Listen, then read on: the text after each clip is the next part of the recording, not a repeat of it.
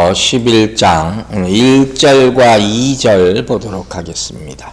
내가 그리스도를 본받는 자가 된 것 같이 너희는 나를 본받는 자가 되라.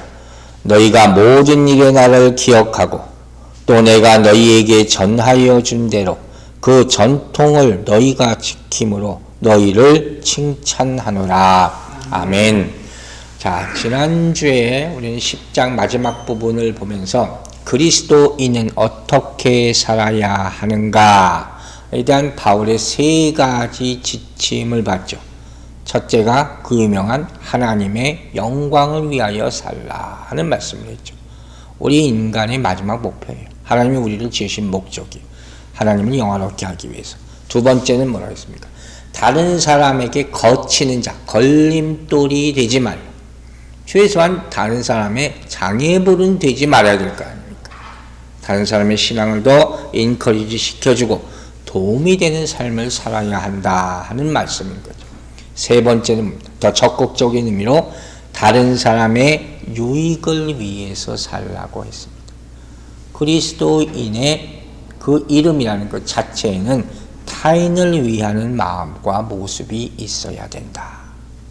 하나님의 영광을 위하여 걸림돌이 되지 말고 다른 사람의 유익을 위해서 사는 여러분들과 저가 되기를 주의 이름으로 축원합니다.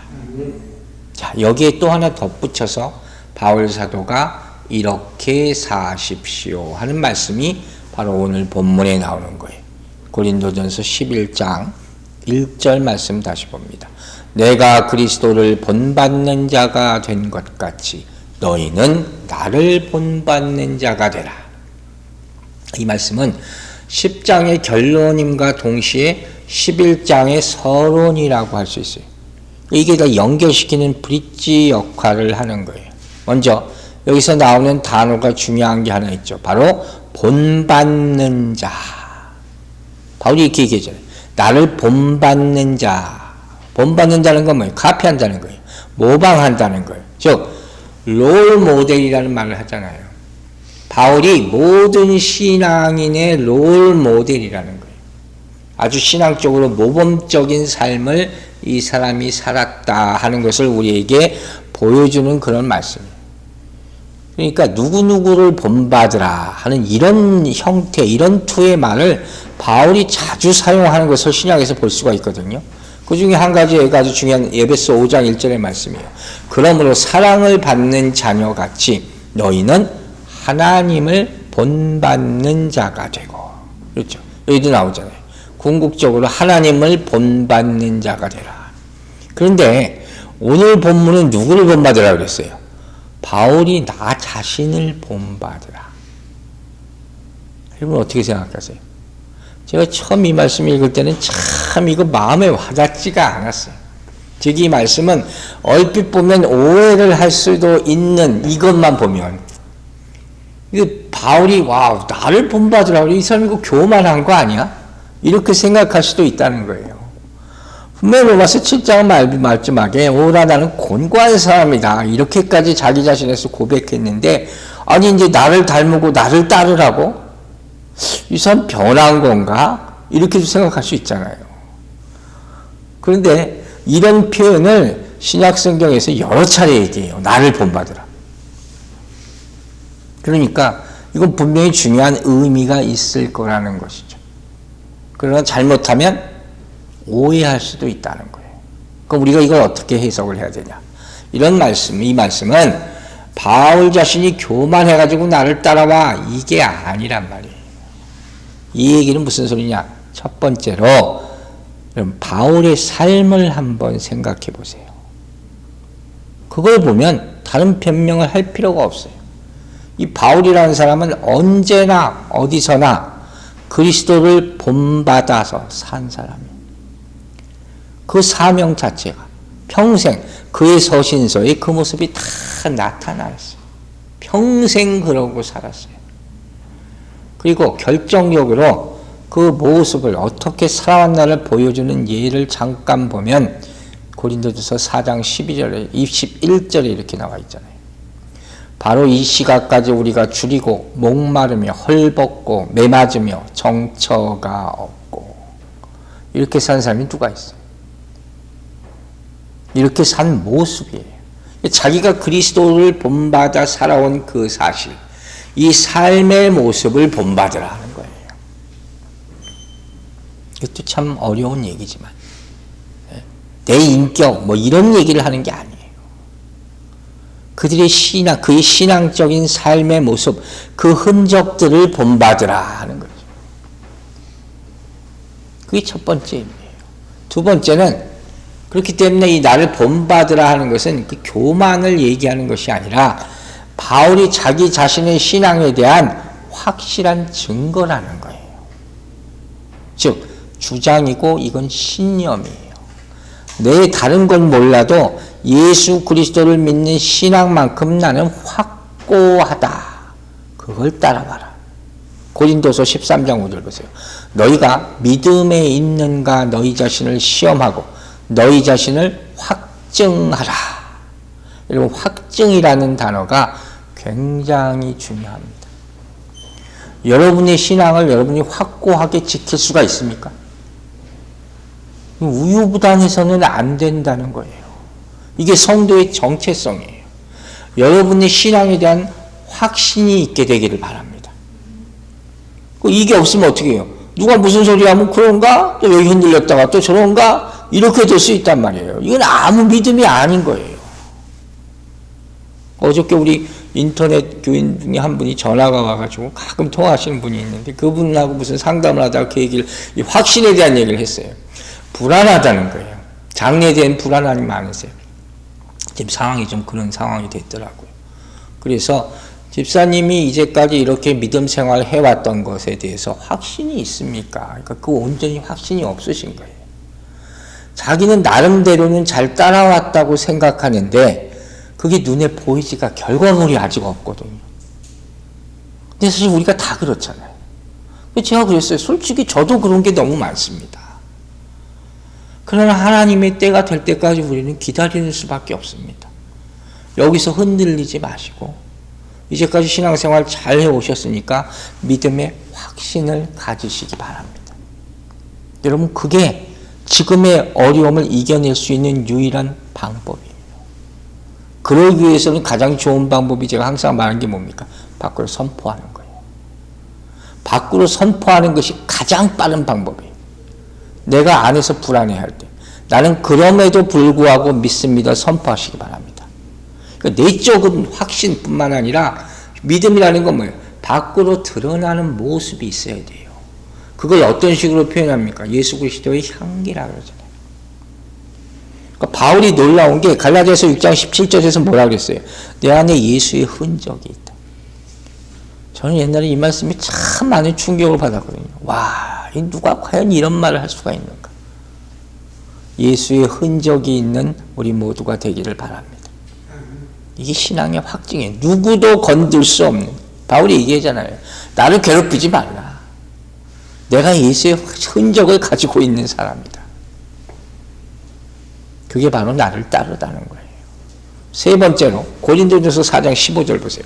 그리스도 안에서 1만 스승이 있으되 아버지는 많지 아니하니 그리스도 예수 안에서 내가 복음으로써 너희를 낳았습니다.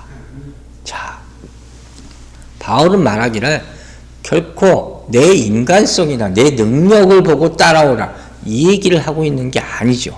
뭐라고 했습니까? 제가 밑줄까지 쳐놨죠. 복음으로써 너희를 낳았다. 복음 안에서 그를 닮으라는 게 아니에요. 복음에 대한 그의 믿음과 신앙과 헌신과 삶을 닮으라.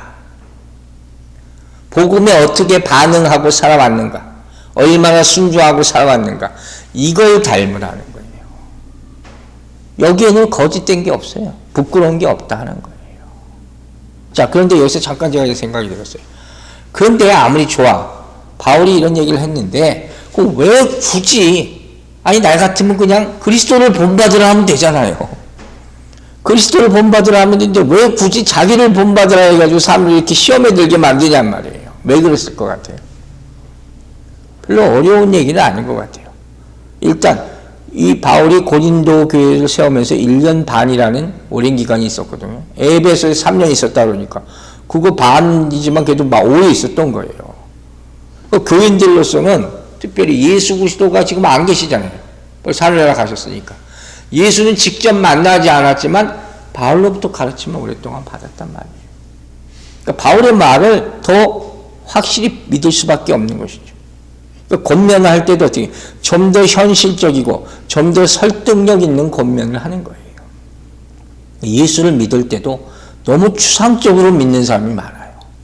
여러 신 중에 하나라고 믿고 있는 사람들도 아직도 많고, 그것보다는 내 믿음이 확고할 때는 그것을 전해주는 것도 효과가 있을 수 있다는 거죠.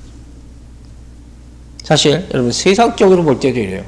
가르치는 사람의 입장에서 보면요, 굳이 나를 닮으라고 얘기할 필요가 없어요. 그래도 저절로 닮게 되는 게 많아요. 왜? 배우는 사람의 입장에서는 뭐예요? 그 사람의 생각을 배우는 거잖아요. 거기에 동의하지 않으면 굳이 그 자리에 앉아있을 필요가 없단 말이에요. 누가 그러더라고요. 그래서 유튜브, 인터넷에 설교가 너무 많이 나오니까 뭐가 맞는지 모르겠어서 그래서 제가 그랬어요. 너무 많이 그거 찾아서 들으려고 하지 마시라고. 그게 큰 도움이 오히려 안 될 수도 있다. 오히려 헷갈릴 수도 있다 하는 거예요. 그러나 저 사람은 믿을만하다 싶으면은 그걸 다 따라가게 되어 있다는 거예요. 굳이 강조하지 않아도. 여러분 옛날 한국교회 목사님들이 그런 얘기 많이 했어요. 뭐냐면 옛날 한국교회 보면 남자분들보다 여자분들이 많잖아요. 그러면 교회에 나와서 매일 새벽기도 나오는 분들도 많고, 그러면 어떻게 되겠어요? 목사님들의 얼굴을 제일 많이 정면으로 보게 돼요. 남편도 그렇게 안 본대요. 생각해 보세요. 매일마다 보는 거예요. 수요예배면 또 수요예배, 금요기도에 금요기도에 주일 또 보고. 그러니까 어떻게 돼요? 말투를 닮아가요. 그리고 나중에 오랫동안 신앙생활 같이 하면 어떻게 되는지 아세요? 기도도 똑같이 해요.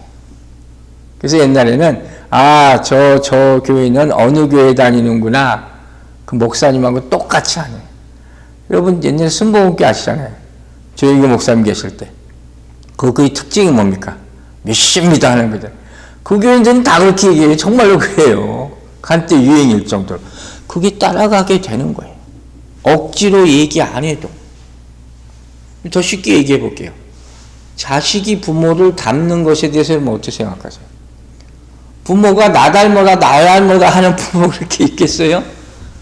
근데 닮아요. 그럼 어쩔 수가 없는 거예요.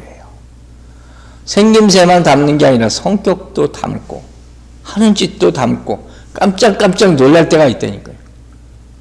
어느 때 보면 요건 좀 나 안 닮았으면 하는 모습이 있단 말이에요. 내가 싫어하는 모습이 자녀에게 딱 나타나면 막 미워요. 그럴 때가 있어요. 근데 어떻게 닮는데 그걸 어떻게 할 거예요? 그런데 이럴 때 부모 입장이 그렇잖아요. 좋은 것, 그것만 닮았으면 좋겠다. 그죠? 좋은 것 한 가지라도 있을 거 아니에요. 그러니까 그걸 닮게 되면 또 좋은 것을 전파할 수 있다면 더할 나위 없이 좋은 부모와 스승이 될 것이다. 이 믿음 생활과 똑같이 연결되는 거예요. 자, 네 번째로 바울이 자신을 따르라 하는 것은 뭐냐? 궁극적으로 결국 뭐예요? 예수 그리스도의 삶과 말씀을 따르라. 결국 이 얘기죠. 빌립보서 2장 8절에 예수님의 가장 귀한 예가 나오죠. 사람의 모양으로 나타나서 자기를 낮추시고 죽기까지 복종하셨으니 곧 십자가에 죽으심이라. 이것이 예수 그리스도의 일생을 요약한 말씀이에요. 이렇게 살라는 거예요. 우리 모두는 이 말씀을 따라 살아야 할 줄로 믿습니다. 그러니까 중요한 것은 닮으라고 할 때 뭘 닮으냐, 그 내용이에요. 뭐에 포커스를 맞추고 있느냐. 무조건 따라하라는 게 아니에요. 성경은 절대로 그렇게 얘기하지 않아요. 내가 그리스도를 본받는 자가 된 것 같이 우리 모두 바울의 말씀처럼 그리스도를 본받는 자가 되기를 주의 이름으로 축원합니다. 여러분, 제가 여러분들한테 격려를 드리자면 여러분들도 자녀들에게 그렇게 말할 수 있어요. 믿음 생활에 대해서 열심히 예수 믿어야 한다. 열심히 교회 생활해야 한다. 우리 집사님도 그런 얘기를 한 적이 있었던 걸 제가 들었어요. 자녀들한테 주일날 같이 교회 가자. 같이 하나님 나라 가야지. 그죠? 뭐 길이 깊게 얘기 안 한다 할지라도 우리가 예수 믿으면서 신앙생활을 온전히 하려고 애쓰는 것. 물론 완전하지 못하죠. 그러나 그런 말씀을 자꾸 자녀들에게 함으로 말미암아서 슬며시 믿음이 들어가게 된다는 거예요. 그게 좋은 본이 되는 거예요. 그것 자체가.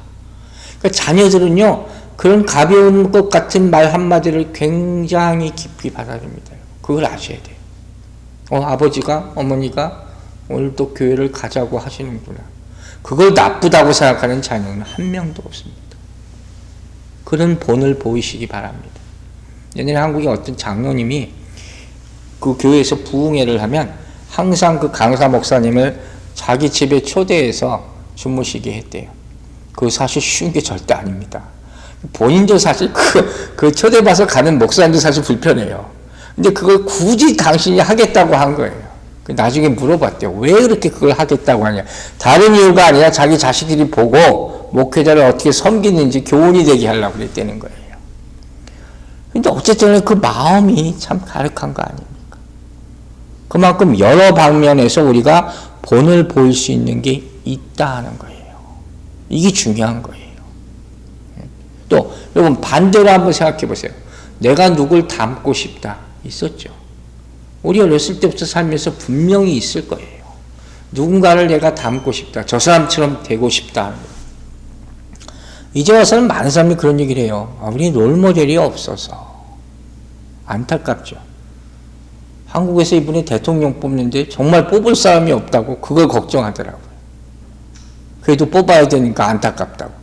그런데 이걸 하나 생각해야 돼요. 너무 부정적으로만 생각하지 말고 완전한 사람은 없어도 최소한 장점이 한 가지는 있습니다. 그렇지 않겠습니까? 하나님의 사람이라면. 그건 그걸 담기 위해서 노력하는 거예요. 그것부터 시작하는 거예요. 완전한 사람이 세상에 어디 있겠습니까? 바울도 완전하지 않는데. 그러나 하나 정도는 저 사람 닮을 만하다 하는 게 있잖아요. 그것부터 닮아가려고 노력할 때 하나님이 더 큰 축복을 주실 줄로 믿습니다. 이게 닮아가라는 거예요. 자, 이제 고린도전서 11장 2절 말씀 봅니다. 너희가 모든 일에 나를 기억하고 또 내가 너희에게 전하여 준 대로 그 전통을 너희가 지킴으로 너희를 칭찬하노라. 자, 11장 2절부터 이제 3절부터는 본격적인 내용이 나오고 새로운 단락이 시작된다고 할 수 있는데 이게 또 1절과도 연결돼요. 1절과 3절을 다 연결한다고 볼 수 있는 거예요. 먼저 보세요. 1절에 이어서 바울이 계속 말하는 거예요. 모든 일에 나를 기억하라. 이 말이 무슨 냐면 담는다 해서 이제까지 배웠잖아요. 담는다는 것이 무엇이냐? 나를 기억한다는 거예요. 여러분 이해가세요? 누군가를 닮는다는 것은 그 사람을 기억하고 있다는 거예요. 자동적으로 이렇게 되는 거예요. 여러분 잊지 마세요. 여러분이 어렸을 때부터 인상 깊던 사람, 내가 저 사람 닮아가고 싶다, 따라가고 싶다 하는 사람들은 머릿속에 분명히 남아있을 거예요. 근데 이 기억한다는 말이 성경에서 굉장히 중요합니다. 제가 강조했던 안다라는 말, 본다라는 말 중요해졌잖아요. 이것과 더불어서 중요한 단어가 바로 기억하라는 거예요. 어떤 면에서 우리의 신앙은 말씀을 기억함으로써 다져지는 것이고 성장하는 것이라는 사실을 잊지 마시기 바랍니다. 이게 우리 신앙의 성장의 근간이 되는 거잖아요.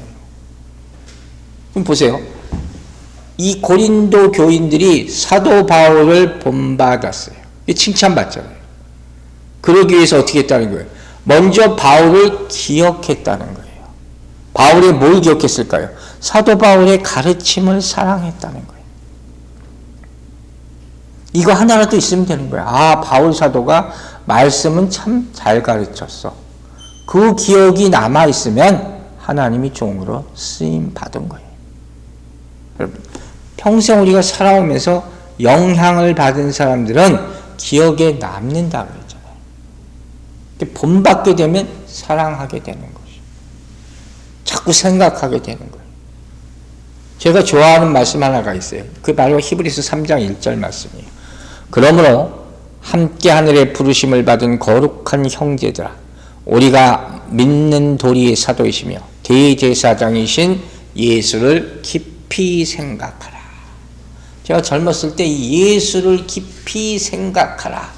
이 말씀 듣고 큰 감동을 받았어요. 영어로 Fix your eyes on Jesus예요. 예수 그리스도에 내 눈을 그분께 고정하라는 거예요. 예수를 깊이 생각하라. 자꾸 생각하면 어떻게 되겠습니까? 자꾸 생각하면 그 생각이 나를 지배하게 되는 거예요. 사랑하게 되는 거예요. 그러다 보면 어떻게 됩니까? 닮게 되어 있어요. 닮게 되어 있는 거예요. 그래서 부부가 서로 사랑하면 점점 닮을 수밖에 없다는 얘기를 하는 거예요. 노력할 필요도 없어요. 억지로 닮아지는 게 아니니까. 그러나 생각하고 사랑하고 존중하면 닮게 되어 있다는 거예요. 두 번째 뭐라고 했어요? 내가 너희에게 전하여 준 대로. 바울이 뭘 전해줬을까요? 바울이 일평생 사역하면서 가장 역점을 둔 게 뭐예요? 복음이잖아요. 오로지 이거 하나죠. 복음. 그 바울을 본받는다는 것은 복음을 믿고 받고 따르고 전하기까지 하는 것. 이게 본받는 거예요. 어려운 건 아닌데 이걸 못하는 거죠. 뭘 전해주는지 그걸 기억하라는 거예요. 디모데후서 1장 11절 12절 보세요. 내가 이 복음을 위하여 선포자와 사도와 교사로 세우심을 입었노라. 이로 말미암아 내가 또 이 고난을 받되 부끄러워하지 아니하면 내가 믿는 자를 내가 알고 또한 내가 의탁한 것을 그날까지 그가 능히 지키실 줄을 확신함이라. 이 구절에 바울의 사명과 확신과 정체성이 다 들어가 있어요. 이런 말씀을 내 말씀으로 받는 사람은 주의 종으로 쓰임 받는 거예요. 아, 내가 이것을 본받고 이대로 살아야 되겠구나. 분명히 그런 콜링이 있단 말이에요. 바울의 바람은 뭐였을까요? 여러분, 목사로서 목회자가 교인들을 보면 다 사랑스럽고 다 축복해주고 싶지만 그래도 인간이기 때문에 그 가운데도 더 사랑스럽고 더 좋아 보이는 교인들이 있을 수 있어요. 어폐가 있는지 모르겠지만 그 사람이 누굴 것 같아요? 말씀 열심히 듣는 사람이에요. 교회 열심히 참석하는 분이에요. 다른 거 없어요. 내가 무슨 선물을 받는다고 더 좋아하겠습니까? 밥을 얻어먹는다고 더 축복해 주겠습니까? 그게 아니란 말이에요. 예수님이 다른 일 때문에 오신 게 아니잖아요. 그 말씀 듣고 은혜를 다했습니다. 믿음이 성장했습니다. 그게 가장 좋은 응답이에요. 아시겠죠? 세 번째 뭐라 그랬습니까? 그 전통을 너희가 지킴으로. 오늘 나머지 부분 다 이 말씀을 할 거예요. 굉장히 중요한 얘기예요. 전통이, 트레디션이죠. 전승이라고도 얘기합니다. 이게 신학적으로 굉장히 중요한 얘기인데 요새 여기에 대해서 전혀 얘기들을 안 해요. 사도적 전승이라고도 얘기해요. 현대에 와서 이런 얘기가 쑥 사라졌죠. 오늘 제가 쉽게 이걸 설명을 할게요. 자, 전통이라는 게 뭡니까? 여러분 떠오르는 게 있을 거예요. 오래된 것인가? 계속 지켜지는 것인가? 우리가 아까 기도돼 있잖아요. 우리의 믿음이 계속 전승되게 해달라고. 이 전통이라는 게요, 기독교에서는 정말로 중요한 역할을 하는 거예요. 자, 들어보세요. 우리가 예수 믿고 복음을 받아들여요. 그러면 그게 어느 순간 성령의 역사를 말하면 믿어진단 말이에요. 그러니까 우리 안에서 이게 소화가 되는 거예요. 그러면서 점점 어떻게 돼요? 머리하고 몸하고 따로 노는 게 아니라 우리 생활 속에서 이게 묻어지죠. 그리스도인의 삶을 살기 시작하는 거예요. 즉 그리스도인의 생활의 모습이 삶에 적용이 되는 거죠. 옛날에 예수 믿기 전에 이렇게 안 살았잖아요. 그러면서 그게 내가 믿음이 되면 어떻게 입으로도 자꾸 말하고 간증까지 하게 되는 거예요. 그러니까 완전히 내가 몸에 배고 생활화가 되는 것, 이게 전통이라는 게 되는 거예요. 내 개인으로는. 당연히 이걸 하게 되는 거죠. 근데 이 전통을 신학적으로는 뭐라고 표현하냐면 이게 바로 교리예요. 교리라는 게 갑자기 나온 게 아니에요. 기독교 교리는 거의 다 AD 300년 이후부터 나오거든요. 교부들이 이걸 만든단 말이에요. 예수 그리스도의 말씀을 듣잖아요. 그리고 아주 교회 생활을 하면서 이걸 생활에 이렇게 적용하면 되겠구나 하는 것이 점점 쌓여서 만들어진 게 바로 기독교 교리라는 거예요. 그 바울의 서신서가 다 교리가 돼버린 거예요. 그 우리 생활과 다 밀접한 바울의 서신서 딱 중간에 나누잖아요. 하나님 말씀, 반은 생활 삶의 적용이란 말이에요. 이게 교리가 된단 말이에요. 즉 율법대로 살다 보니까 이렇게 살게 되었구나 하는 거죠. 그럼 뭐예요? 우리가 예수 그리스도를 믿고 그리스도인이 된 다음부터 성경을 보게 되지 않습니까? 예를 들어서 그럼 성경을 봐도 우리가 성경을 죽을 때까지 다 아는 게 아니잖아요. 그럼 반드시 알아야 될 것이 있어요. 하나님에 대해서, 예수님에 대해서, 성령님에 대해서, 교회에 대해서, 기도에 대해서, 그러니까 이런 것들, 반드시 알아야 될 것들, 이건 반드시 알고 살아야 된다는 거예요. 이게 뭐예요? 이게 전통이에요. 기독교인의 전통이 되는 거예요. 예수 믿는데 불교 볼 수는 없잖아요. 또 이것은 해야 되고 이것은 하면은 안 되고 교회에서는 이런 일을 해야 되고 이것은 하면은 안 되고 이걸 다 배우게 되는 거예요. 성경 배우는 것과 달리 따로 배우게 되는 것이죠. 이걸 아무리 불받았다 할지라도 갑자기 배울 수가 없는 거라니까요. 시간이 있어야 되는 거예요. 열심히 쌓여야 되는 거란 말이에요. 그러나 차츰 이것에 익숙해지면서 신앙생활, 교회생활이라는 것이 이렇게 하는 것이구나 만들어지는 것. 이게 바로 교회 전통이라는 거예요. 그런데 보세요. 어떤 분이 예수를 막 믿기 시작하고 성경도 열심히 배우고 세례까지 배웠어요. 교인이죠. 교인이 됐는데 아직도 삶의 모습은 크리스찬의 라이프 스타일이 아니에요. 그런 분들이 있잖아요. 그러니까 가끔가다 뜬금없는 기가 막힌 소리를 해요. 깜짝깜짝 놀란단 말이에요. 여러분, 모태신앙인 분들이 특징이 뭔지 아세요? 아무것도 못해서 모태가 아니라 긍정적인 특징은 뭐예요? 주의를 지키는 건 당연하게 생각하는 거예요. 당연한 걸 주의를 하는, 이건 우선순위의 문제도 아니에요. 그냥 교회 가는 날이야 가는 거예요. 거의 고민이 없어요. 그러나 이제 막 믿는 분은 주일만 오면은 날씨가 좋으면 고민을 해요. 골프 치러 가야 되나? 아니면 교회 가야 되나? 이거 어쩔 수가 없어요. 그러면서 주기도문에 시험에 들지 말게 하여 주시옵소서. 맨날 그것만 떠올린다 그래요. 주일날 교회 가는 게 시험 들고 말고 하는 게 아니거든요. 이거예요. 이게 전통이란 말이에요. 이게 무서운 거예요, 이게 있어야 되는 거예요. 그런데 이렇게 흔들리는 분도 있지만 내 믿음과 내 신앙이 딱 한 번 전통이 되고 나면 어떻게 해요? 그 다음부터는 문제될 게 전혀 없어요. 새벽기부터 나와가지고 뭐 수예배하고 뭘 섬기고 성가대하고 다 해도 이 사람은 아무 거리낌이 없어요. 왜? 그게 내 전통이 되어버렸기 때문에. 여러분 모두 그런 전통을 갖게 되길 주의 이름으로 축원합니다. 이게 진짜 그리스도인의 모습이 되는 거예요. 그러면 생각해 보세요. 바울이 고린도 교인들한테 전통에 대해서 지금 얘기하는데 가장 큰 문제가 뭐였을까요? 그걸 한번 생각해 보세요. 가장 큰 문제가, 이 사람들의 가장 큰 문제. 이 사람들이 이제 믿은 지 얼마 안 됐잖아요. 근데 전통을 세워줘야 하는데 제일 어렵게 받아들이는 게 뭐였겠냐 생각해 보면 딱 떠올려지는 게 있어요. 그게 뭐 예배예요. 예배. 여러분, 예수 안 믿다가, 아니면 다른 신앙을 가지고 있다가 교회에 나오면 가장 어색하게 느끼는 게 예배예요. 이런 예배가 없거든요. 찬양하고 뭐 기도하고 정말 힘들어하는 분들 많아요. 이 사람들은 그걸 어떻게 받아들였을까 하는 거예요. 이방인들이잖아요. 근데 들어와서 교회 오니까 이 예배를 어떻게 따라 해야 되는지 모른단 말이에요. 그렇다고 유대인들이 주도적인 역할을 하니까 유대인들이 제사 드리는 방식으로 무슨 소나 양을 잡아서 그렇게 드리냐? 그것도 아니잖아요. 자기가 이방인이었을 때 그런 더러운 음행을 막 그런 짓을 하는 그런 예배를 또 다시 드려야 되나? 그것도 아니란 말이에요. 이제 어떻게 드려야 돼요?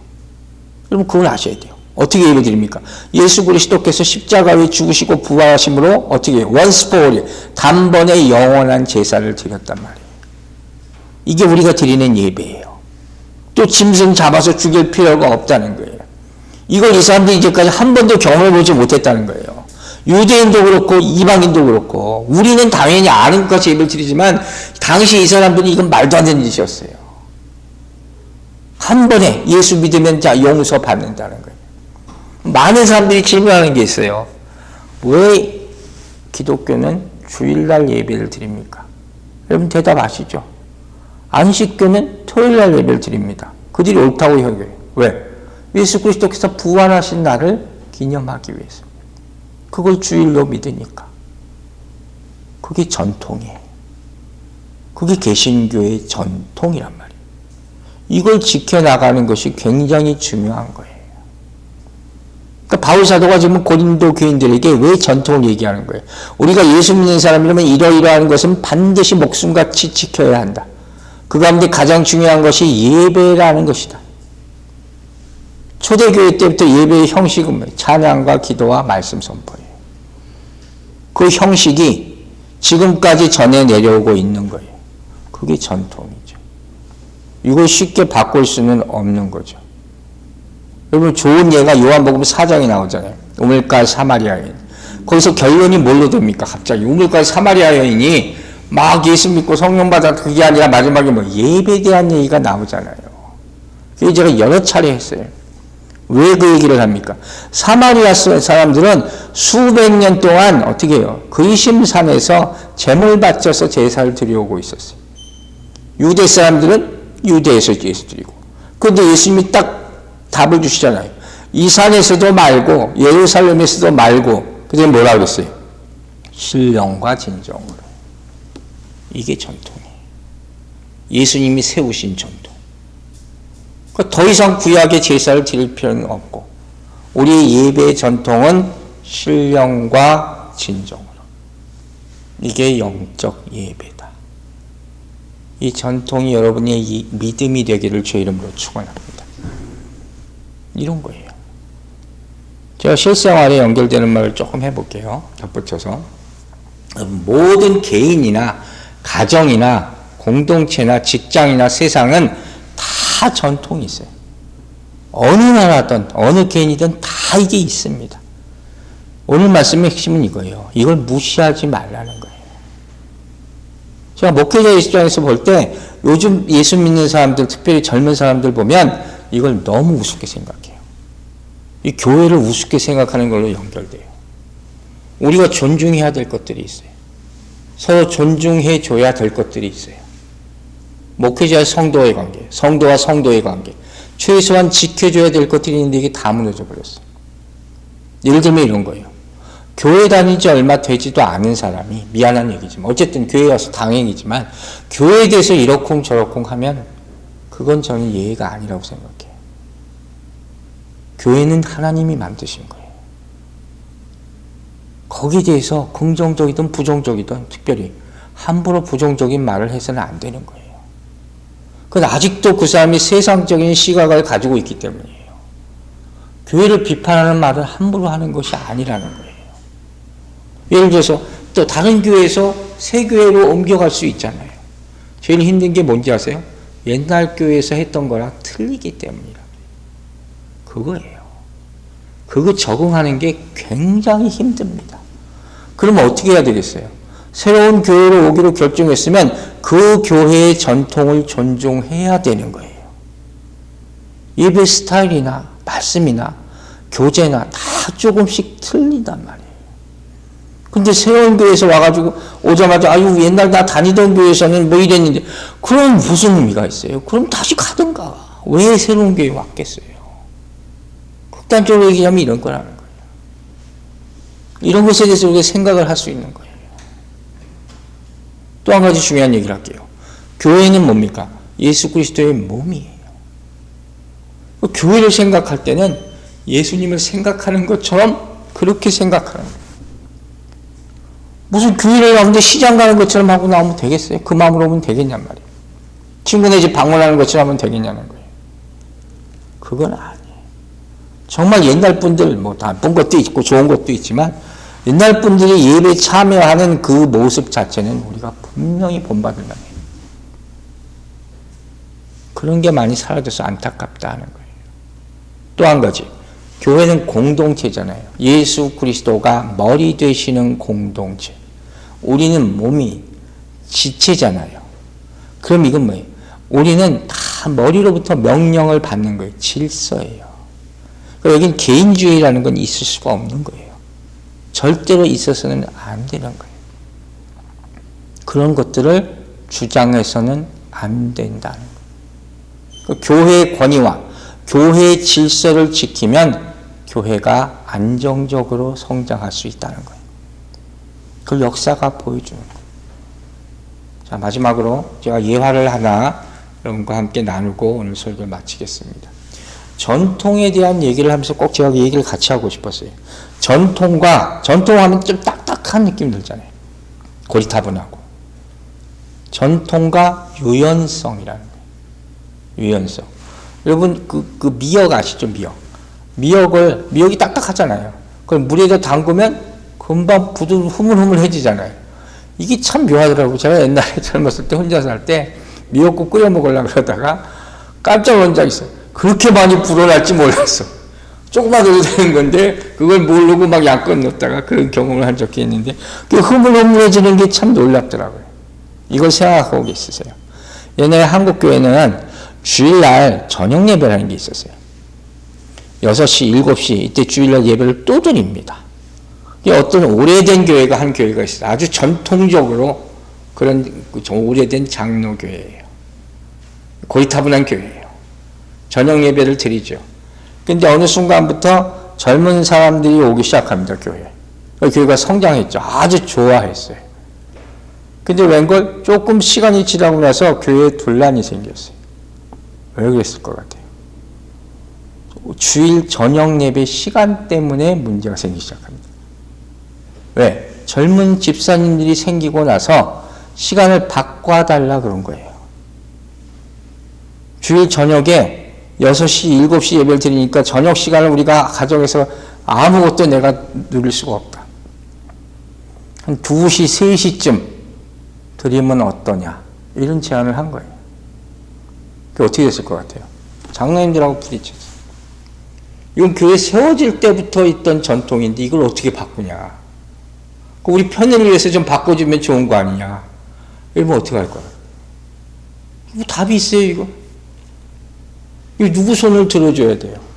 근데 결국 이 교회에서 어떻게 결정을 했냐면 젊은 집사님들 손을 들어줬어요. 그래서 그 교회 오래 다니던 분들이 교회를 많이 떠나게 됐어요. 싫어요. 왜 그걸 그렇게 바꾸느냐.